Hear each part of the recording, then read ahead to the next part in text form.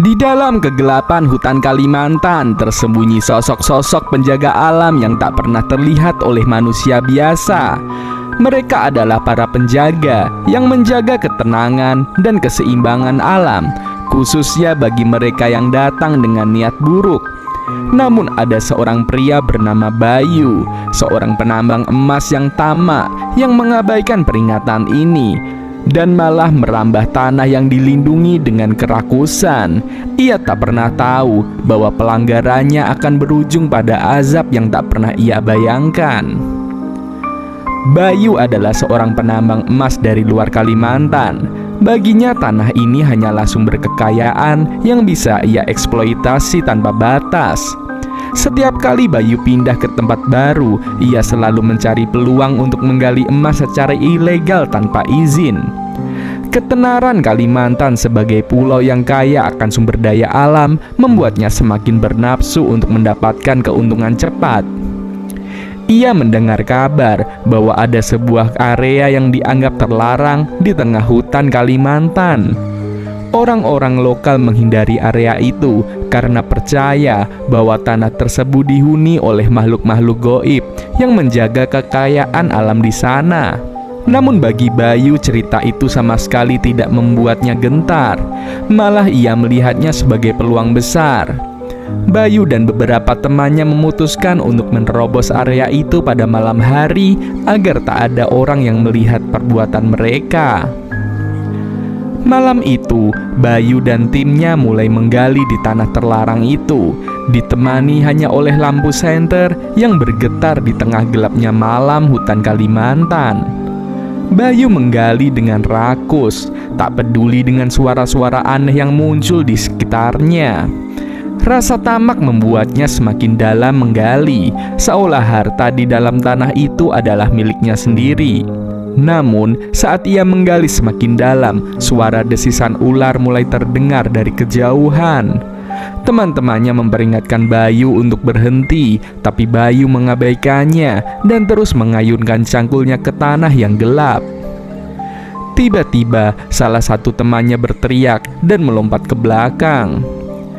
Dari balik kerimbunan muncul seekor ular besar berwarna gelap dengan sisik-sisiknya yang berkilauan di bawah sinar senter. Ular itu sangatlah besar, panjangnya mungkin belasan meter, dengan mata merah yang bersinar di tengah kegelapan. Sosok ular tersebut bukanlah ular biasa. Ia adalah salah satu penunggu hutan Kalimantan, penjaga alam yang datang untuk menghentikan perusak seperti Bayu.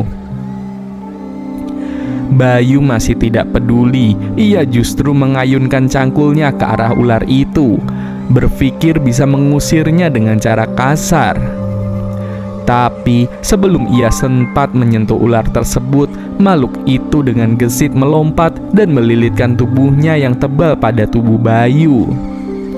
Teman-temannya yang ketakutan segera lari meninggalkan Bayu sendirian. Tak ada satupun yang berani menolong. Bayu merasakan sesak yang luar biasa saat tubuhnya mulai terjepit oleh lilitan ular raksasa itu.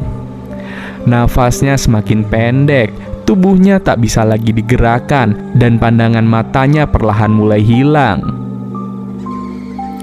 Saat itulah Bayu mendengar bisikan lembut namun menyeramkan. Suara yang berasal dari ular tersebut seakan-akan memberikan peringatan. Ini tanah yang dilindungi, dan kau telah berani merusaknya.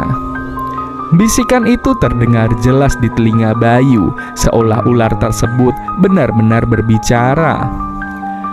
Bayu hanya bisa berteriak tanpa suara, tubuhnya yang lunglai seolah kehilangan daya dan kehabisan tenaga. Setelah beberapa lama dililit, Bayu merasa tubuhnya mulai kebas, seperti mati rasa.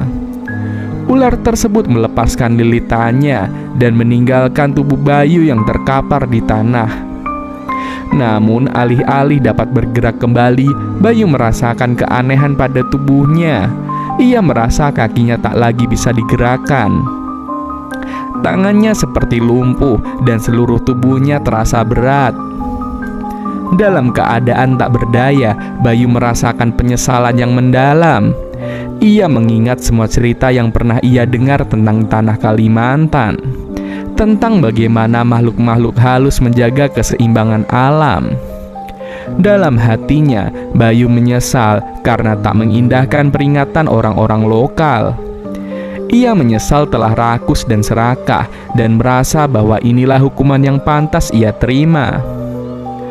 Bayu akhirnya ditemukan oleh warga beberapa hari kemudian, terbaring tak berdaya di dekat lubang galian yang ia buat. Kondisinya sangat memprihatinkan, tubuhnya lumpuh dan wajahnya penuh dengan ketakutan. Ia tak dapat berbicara banyak, hanya merintih dan menangis dalam penyesalan. Kisah ini menjadi pengingat bagi kita tentang pentingnya menjaga alam dan menghormati tanah yang kita pijak, terutama tanah yang diyakini dijaga oleh makhluk-makhluk gaib menurut kepercayaan setempat. Sebagai umat muslim, kita juga diajarkan untuk selalu menjaga lingkungan dan menghargai makhluk lain yang diciptakan oleh Allah. Dalam Al-Quran, Allah berfirman, "Dan janganlah kamu membuat kerusakan di muka bumi setelah Allah memperbaikinya, dan berdoalah kepadanya dengan rasa takut, tidak akan diterima dan harapan akan dikabulkan. Sesungguhnya Allah sangat dekat kepada orang-orang yang berbuat baik." Quran Surat Al-A'raf ayat ke-56.